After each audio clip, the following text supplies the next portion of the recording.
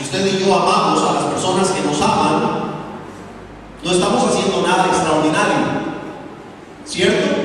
Sencillamente estamos correspondiendo con el amor que alguna persona nos tiene. Lo complicado en la vida es amar al que no me ama. Eso es complicado, ¿cierto? Es complicado. Pero la Biblia establece el principio de hacerlo. Y el Señor dijo no solamente orar por los enemigos, pero dijo amarlos.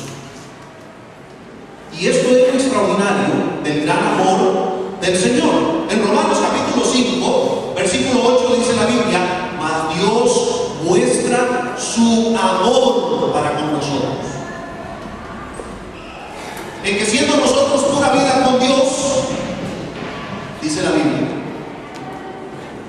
en que teniendo nosotros un profundo amor por Dios, dice la Biblia, no, en que siendo nosotros pecadores, fíjense, en que siendo aún pecadores, Cristo murió por nosotros.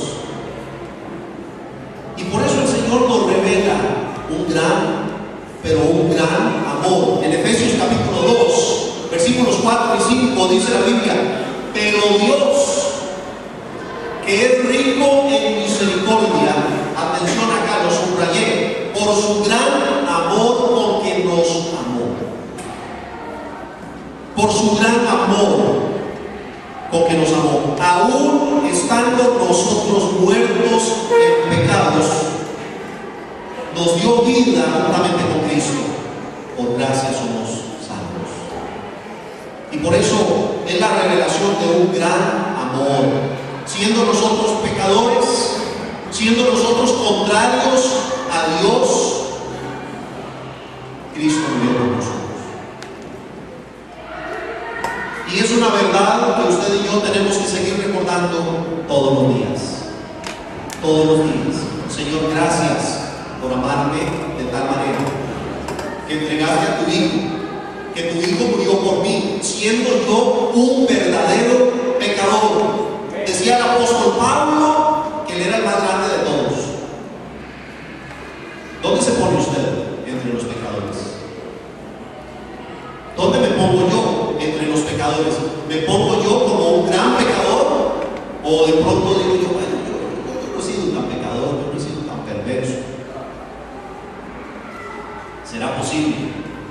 Porque hemos nacido siendo pecadores, porque es lo que hemos heredado. En Primera de Juan capítulo 4, versículos 9 y 10, dice la palabra de Dios: en esto se mostró el amor de Dios para con nosotros, en que Dios envió a su Hijo unigénito al mundo para que vivamos por Él.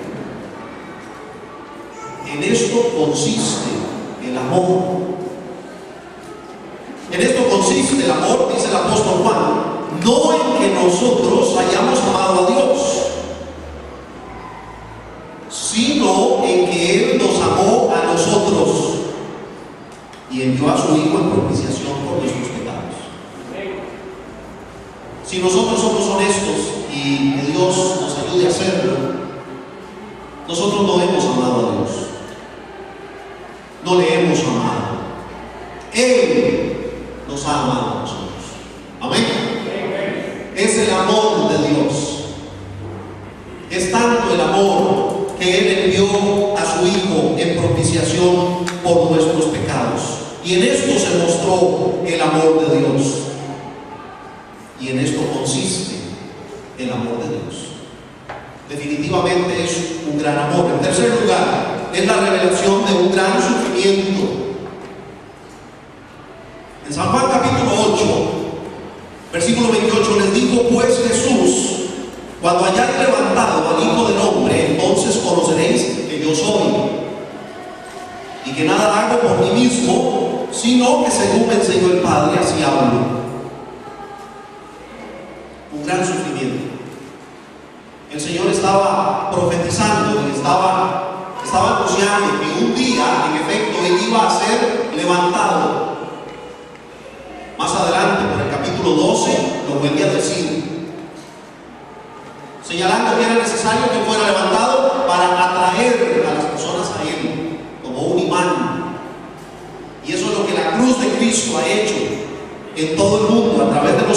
a través de los tiempos.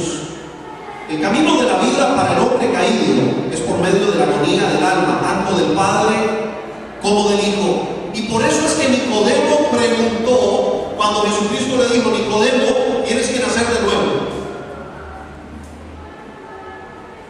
Y ahí está Nicodemo, haciendo cálculo en su cabeza, haciendo números, y dice Nicodemo: tengo que volver a entrar en el vientre de mamá para volver a nacer. Nicodemo, no. Lo que es nacido de la carne, carne es; lo que es nacido del Espíritu, Espíritu es. No te maravilles de que te dije: os es necesario nacer de nuevo. Y enseguida le dice el Señor: es algo espiritual. Y Nicodemo no termina de caer en el cuacho. ¿Se acuerdan de los cuachos? No termina Nicodemo de entender y dice: ¿y cómo puede hacerse esto? No entiende. No entiende Nicodemo. ¿Cómo puede hacerse eso? ¿Cómo es que una persona puede nacer de nuevo? ¿Cómo es que una persona puede nacer del Espíritu? Y es la misma pregunta que nosotros muchas veces nos hacemos. ¿Cómo puede una persona que anda en el pecado recibir una transformación en su vida? ¿Cómo es posible que un hombre que golpea a su esposa y a sus hijos cambie?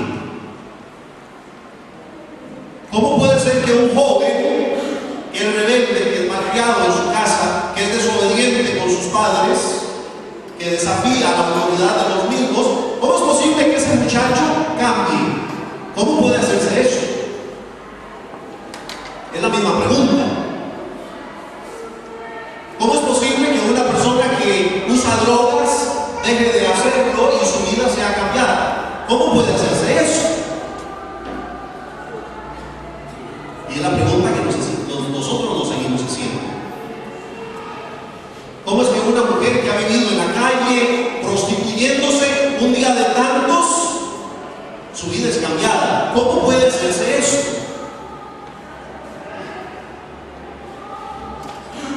Y esa pregunta tiene solo una respuesta. Esto se puede hacer únicamente por el sacrificio de Cristo Jesús en la cruz del Calvario. Y por eso el Señor nos revela un gran sufrimiento. Él tuvo que sufrir por medio de los padecimientos de Cristo y el derramamiento de su sangre en la cruz del Calvario.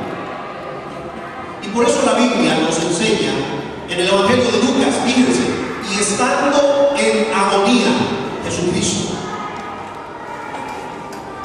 estando en agonía, esa era su condición. Estaba en agonía, y estando en agonía oraba más intensamente, y era su sudor como grandes gotas de sangre que caían hasta la tierra. Eso le costó a Jesús. No ha llegado a la cruz y ya su sudor era como grandes gotas de sangre, estando en agonía. Era lo que le esperaba. La cruz, donde sería clavado a la misma, donde aquel soldado con toda la hazaña le clavaría la lanza en su costado, era el sufrimiento del Señor. Y fue ese sufrimiento lo que costó que usted y yo pudiéramos ser cambiados, transformados. Es eso lo que ha producido que las vidas de hombres y mujeres a través de las generaciones hayamos experimentado una transformación. Y por eso la pregunta: ¿cómo puede hacerse eso? A través de Cristo. En el libro de los Hechos, capítulo 20, versículo 28, la Biblia dice: por tanto, mirad por vosotros y por todo el rebaño en que el Espíritu Santo os ha puesto por obispos, para apacentar la iglesia